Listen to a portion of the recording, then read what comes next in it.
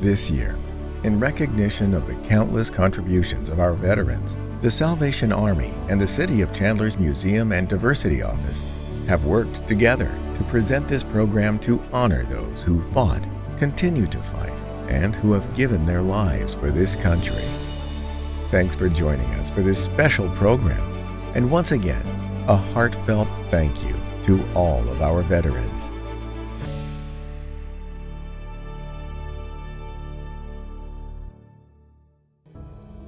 My birth name is Lewis Ray Bradley. I'm known as Lou.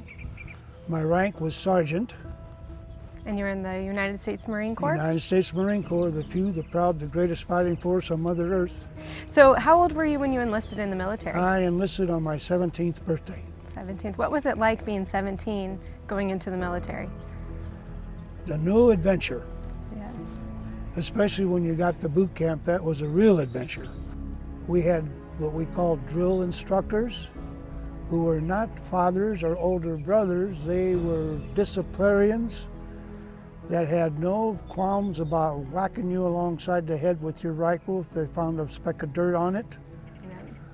Or, especially like at night when the lights were out, if anybody got caught talking, you ended up going on a little drill in the dark into the swamps with the alligators and the cottonmouths. It was a long 13 weeks, and I saw the most beautiful American flag that I've ever seen when we were on the rifle range as the sun was peeking down and was directly behind the flag, and all the white, the stars and the stripes, were all silver. So, and what was it like being in the Korean War? It was no picnic, not when you're being shot at. Of course, my job as a radio man, they assigned me to a maintenance squadron, MAW-12, and they put me in a radio shop, and I knew absolutely nothing about the inside of a radio. And we lost our helicopter air sea rescue crew chief, and I volunteered to take his job, and I ended up with that and going on missions to get down pilots. And whenever we had a full sortie, which was full bomb loads of the 4 squadrons going out, we had to be in the air just in case there was an accident, and we had to be in the air when they came back. And then we had to go get anybody that didn't make it back. Wow. So out of all your experience, serving in the military, do you have a story that was most memorable that you remember during your time that you can share with us? The one that was most memorable is when I was in Korea. I was assigned for a month of mess duty, and I had 2 jobs. One job was in the evening of making ice cream for the next day. The other job was to take a 6-by and go out to the gate and pick up the Korean workers and bring them in, and then in the evening taking them back to the gate. Now the cooks didn't like me very much because some of the ice cream I made was various flavors that I thought of, like Tutti Frutti, where I used all their fruit cocktail, and peach, things like that. So the cooks got a little angry at me for ruining their dessert for the next day. Yeah. Do you have any parting messages to share to fellow veterans out there? To fellow veterans, well, just keep up the good work that you did in the military and serve your community. God, country, community. Well, thank you again for your service. You're welcome.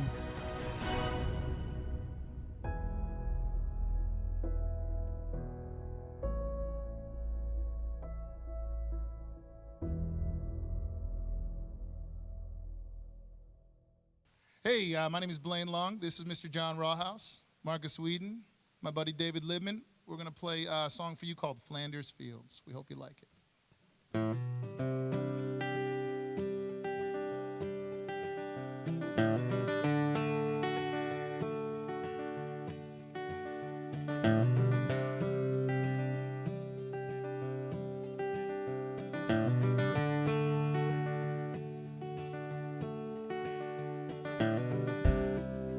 Flanders fields of poppies blow,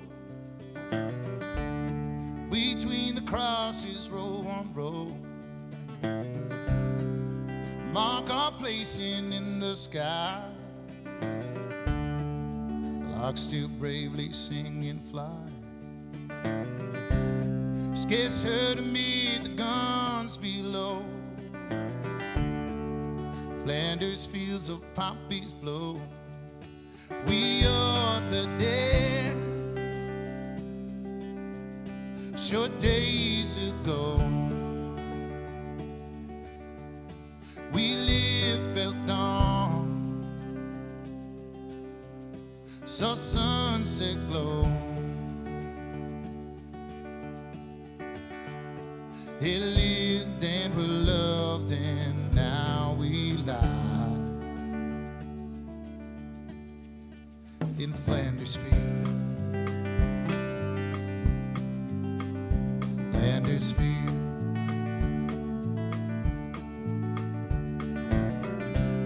Take up the quarrel with the foe. To you from failing hands we throw. The torch be yours now, hold it high. Ye break faith with us who die. Shall not sleep though poppies grow. Flanders Fields. We are the dead. Short days ago, we lived, felt dawn, saw sunset glow. He loved and we're loved, and now we lie. Flanders Fields. Flanders Fields. Come on, John. Hey.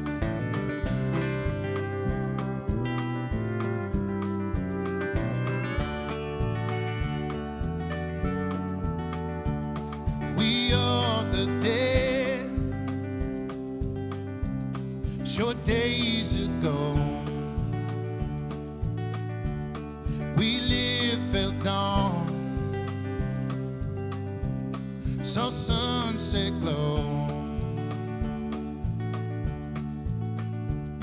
He loved and we're loved, and now we lie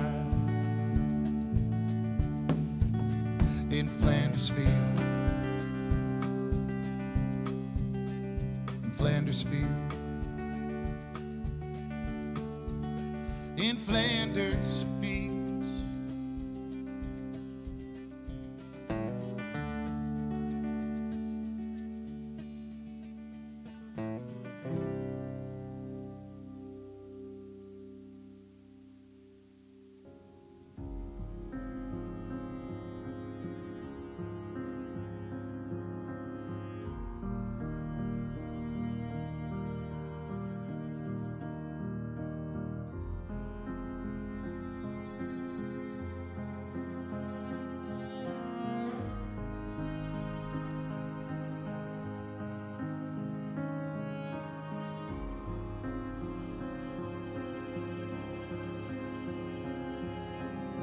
The Salvation Army was originally formed in 1865 by William Booth in London, and eventually that mission of serving the poor and indigent, as well as others, including the military, traveled around the world.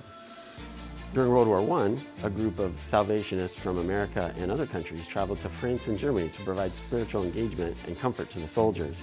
While they were there at the front lines, they served cookies, pies, cakes, and donuts especially from huts to the soldiers.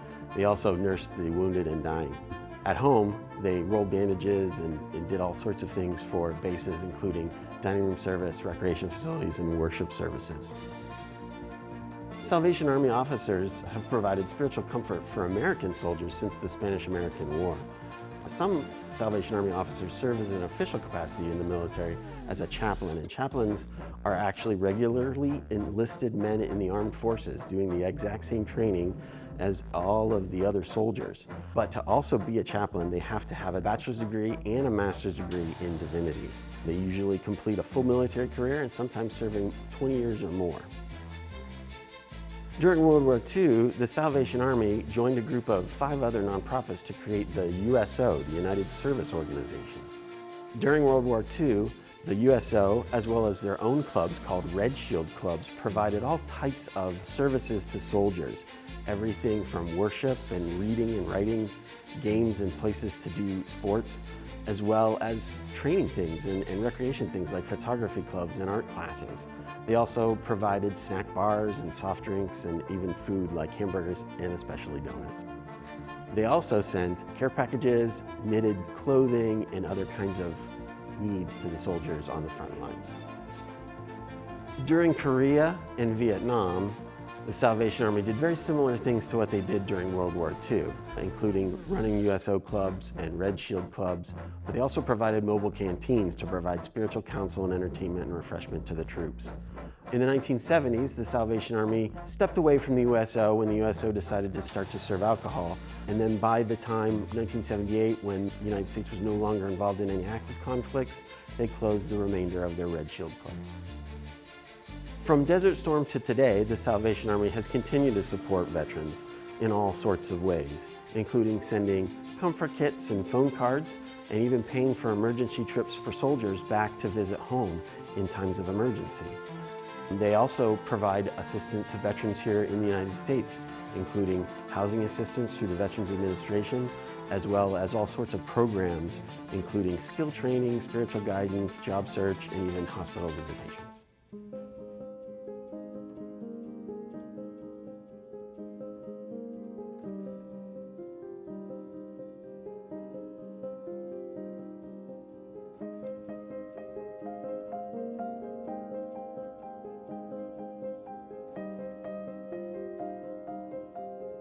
I cheered for 12 years of my life, so I was definitely seen as, a girly girl and just fun and carefree, and then to go into the Marine Corps where it's, structure and rules, and you have so much that you have to abide by, and you have to be this professional person, that I think that as a whole drove me to want to do it, because people didn't believe in me. They're like, yeah, right, I give you 3 weeks, and I'm like, no, let's do it, and here it is 12 years later, and I'm like, in your face. Yeah. You did it. Yep.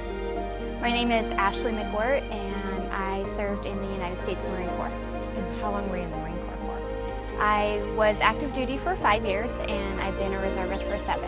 And what made you join the Marine Corps? Honestly, I was going to college, and a recruiter contacted me asking me what I was doing, and I had no real goal in line, just to go to college, and I decided to meet with him and thought it'd be a fun opportunity, and jumped at it and was like, yeah, let's go, why not? The Marine Corps kind of have an ego that they are the best fighting force, and if I am going to join the military, why not join the best one?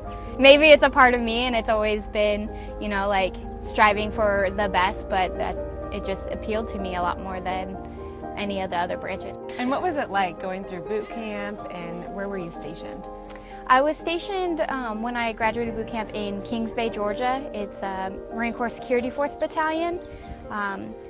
Going through boot camp, it was hard. It was, the drill instructors, they tear you down, they try to make you feel like you're nothing, and then once they get to that point, they build you back up into this strong Marine that they want you to be, and they kind of give you all the confidence in the world at that point, and it just makes you feel like you're kind of like better than everybody, but not with too big of an ego. Wow. And how many places were you stationed at? Well, when I was on active duty, I was in Kings Bay, Georgia, and then I also went to Fort Meade, Maryland, which was with Mar4 Cyber. And then as a reservist, I was in Savannah, Georgia. I was in Washington, D.C., and then I've also been in, where I'm currently at, I'm out of East L.A., it's with 3rd Anglico. Okay. And what is that like being in the reservist versus in active duty?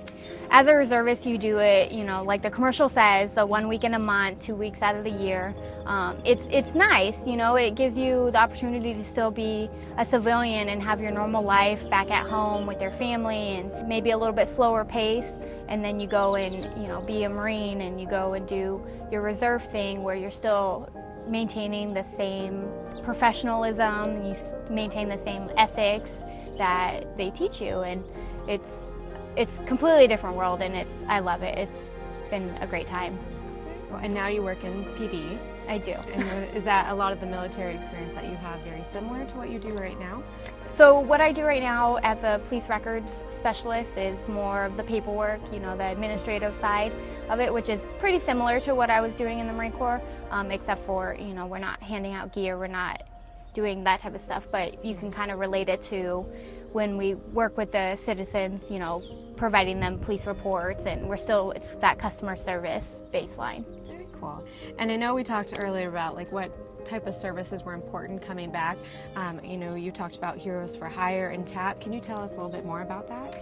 So Heroes to Hire is an agency that helps you get back on your feet. They help you with your resumes, they help you with interview skills. They take the skills that you had in the military and they form it into civilian jobs that can help you get a job. They look for different agencies to hire you that they think would be good. The Transition Assistance Program, it's about a week or two long that you still do while you're active duty, and they kind of do similar things. They get you ready for the civilian world, they help you with your resume, you're coming every day wearing business casual clothes, kind of getting in that mindset.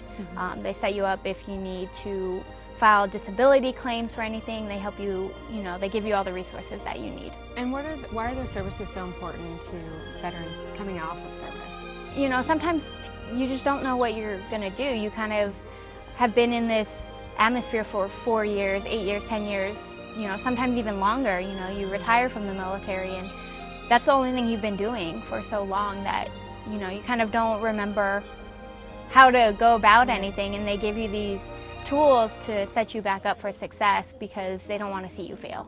Do you have anything that you would encourage, women at your age to join the military, that you would tell them, do it, go for it? I definitely believe everybody should at least serve 4 years. I think it makes you a better person. It gives you a different perspective to life. I think it makes you a better person. There are challenges, of course, with anything you do, but I think it helps you out a lot. I do want to thank all the veterans that have served, that have been there fighting the fight. We miss everybody that is no longer here with us, and they're constantly in our prayers, they're constantly in our thoughts, and thank you to everybody who supports us.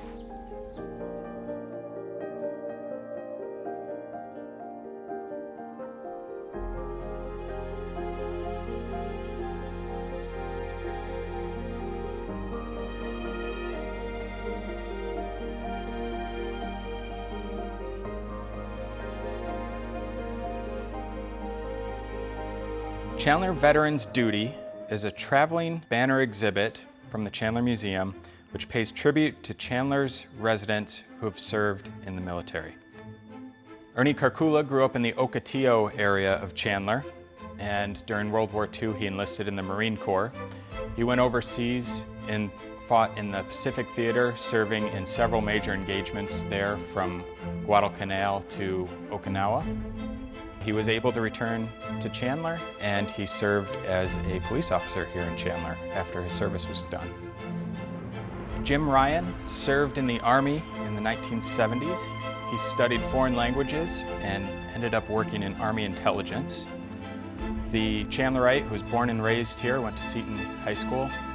After his service was done, spent 10 years working in national intelligence. Raul Navarrete joined the Navy in World War II and served for 3 years. He returned to Chandler and worked in some civil service jobs, and in the 1970s he became Chandler's first Latino mayor and served a couple of terms as mayor. Carlos LaPaglia from Chandler enlisted in the Navy during World War II. He served on board the USS Indianapolis.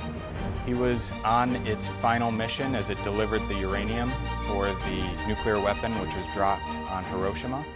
After it dropped off its cargo, it stopped in port to refuel. After that, it was on its way across the Pacific when it was torpedoed by a Japanese submarine. The ship sank and hundreds of servicemen were stuck in shark-infested water for days before they could be rescued. Carlos was lucky to survive that ordeal and return to Chandler. Also on this banner, we have Corley Hagerton, one of several Chandler High School students who dropped out of high school to enlist in the Navy. He later returned after the war and got his high school degree, but during the war, he served in the Navy primarily refueling Navy vessels, and he was serving in the Pacific, and he was the last one to cast off the USS Indianapolis before it was sunk. Corley had no idea that his friend Carlos was actually on board, and when he heard about that he was on board and that he'd survived, it was just this unbelievable thing because he had been the last one to cast off this ship before it was destroyed. To learn more about Chandler's veterans, visit chandlerpedia.org.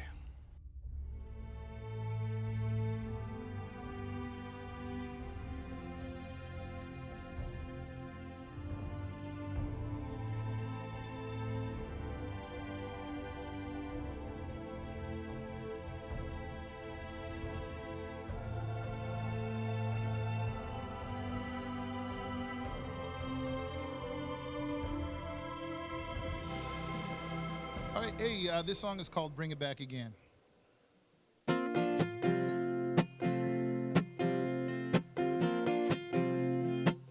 All right. Yeah.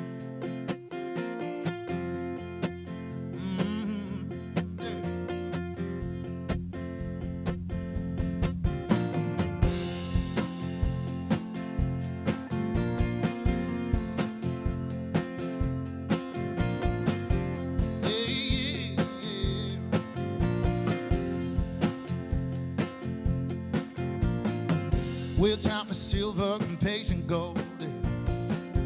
Risk was high, you were feeling bold. Yeah. Now do the little thing like you were told. Yeah. Mom figured out love for love. Yeah. Oh, convenience, planned accidents. Yeah. Crossed fingers, lost evidence. Yeah. Reckless love makes perfect sense. I still got tread on my tire. Well, I'm trying to save my soul, baptized in the river of rock and roll.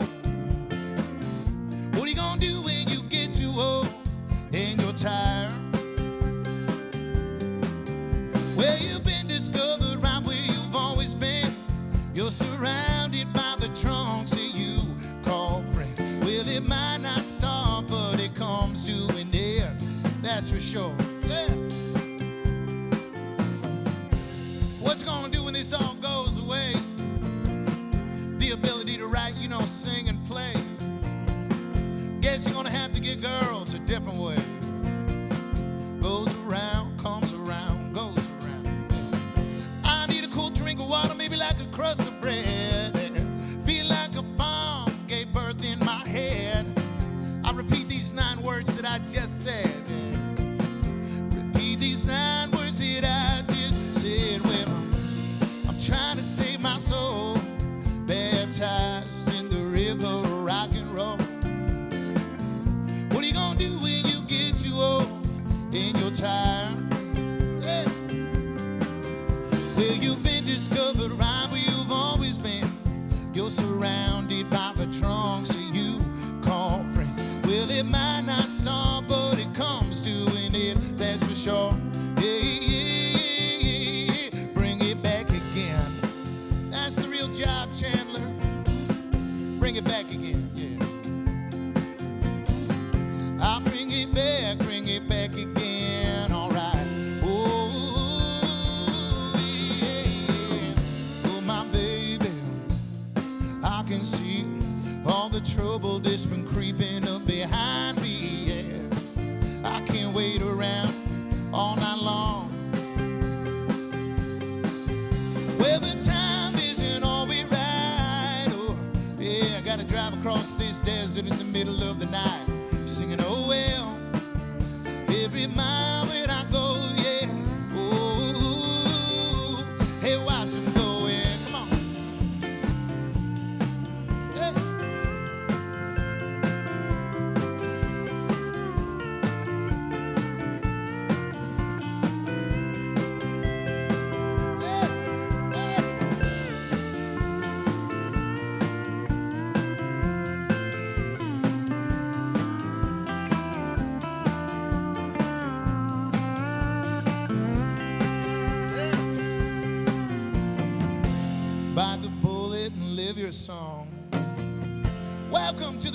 best of all night long. Well, it's one more but taking what you get.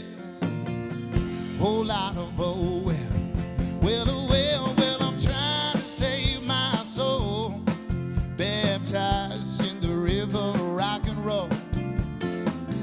What are you gonna do when you get too old and you're tired?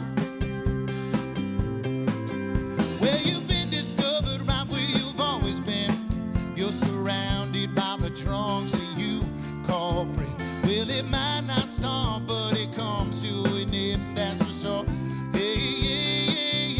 Yeah, bring it back again. That's the real job. Bring it back again, yeah.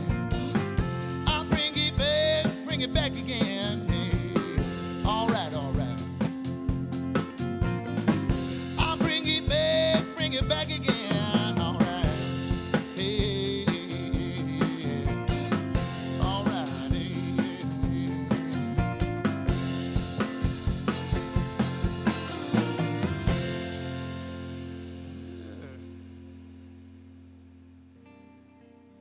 Thank you so much to all our veterans out there. Thank you for your service.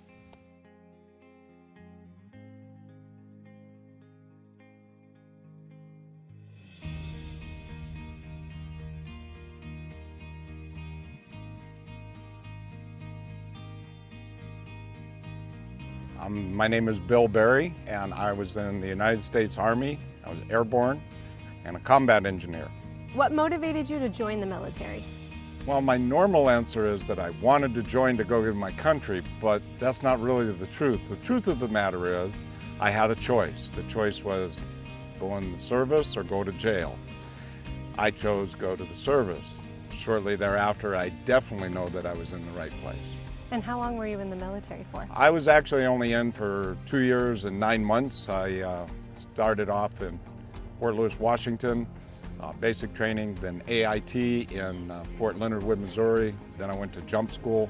And I was stationed in Fort Bragg under the 82nd Airborne Banner until this June of 1967, in which time we went to Detroit for the Detroit riots.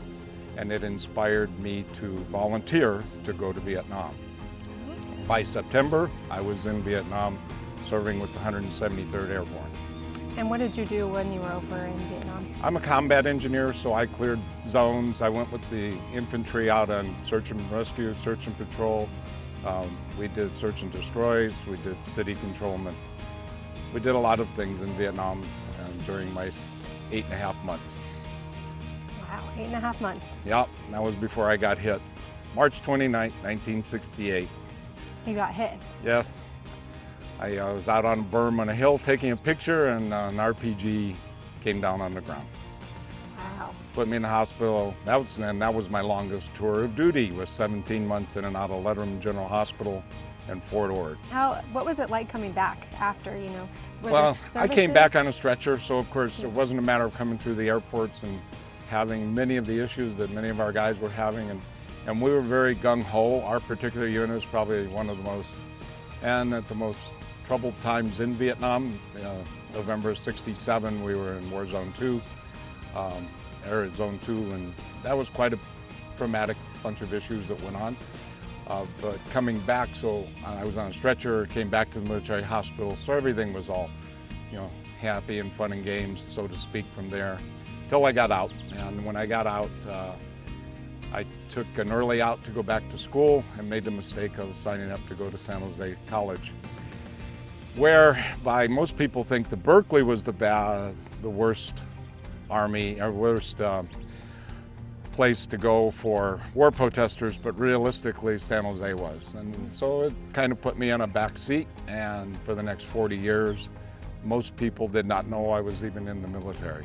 From 1969 till 2009, I did not go to a parade. I did not get involved in anything. I went in and out of the VA hospital because that was my medical treatment period. I didn't have an outside doctor other than a dentist.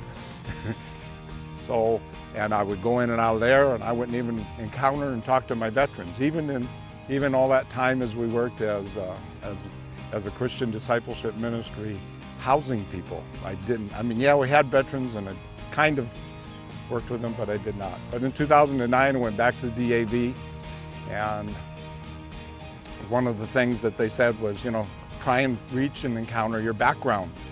So I did. I went to look up the 173rd Airborne, which I was part of in Vietnam, and of course that was the best fighting unit in Vietnam in all of military history. Of course, I'm a little biased, but the things that occurred, that I encountered, and the people just told me I needed to look back into that. I finally opened my eyes up. It was like part of what you asked for today was pictures. I have none. All of it has been destroyed or otherwise. Destroyed or just lost. So coming back to that, I took a trip down to the Vietnam wall, with a portable wall, when it came to the VA hospital. And there, I re-encountered my past, and I realized I needed to be there. And needed to acknowledge it, and it needed to go forward. And with the help of the DAV, the Veterans Administration, the VA centers in Mesa on Longhorn, and the one in Phoenix on 21st Street, I've done that. And so I've dedicated the rest of my time in service to that purpose. And what was it like coming back to Chandler? Well, Chandler is where my wife and I moved in 1991. This has just been the city that I have loved and I've been honored to work for and be part of. We've worked with Chandler Community Services and everything since that time through the ministry that I'm part of, which is Resurrection Street Ministry. And can you tell us what they do to help veterans? We have a number of positions that we do with veterans. We do job training, we do job expert points and that with our thrift store and our food bank operation in Mesa. But we do so many outreaches in Chandler, not just with the food bank, but our primary point is we're veterans transportation and veteran services. So we look to veterans to come to us at any point in time. We would love to have them part of us. We don't require membership. We don't require them do anything. We just want to be able to serve them. I'm going to say this to the general public. It still feels odd for someone to come up to me and say, thank you for your service. And I still wait for things to happen that happened back in '69. So if they look like they're cowards, just thank them. Step back and thank them. And say, there's some places you can go. Disabled American veterans, the VA centers. There's places that you go.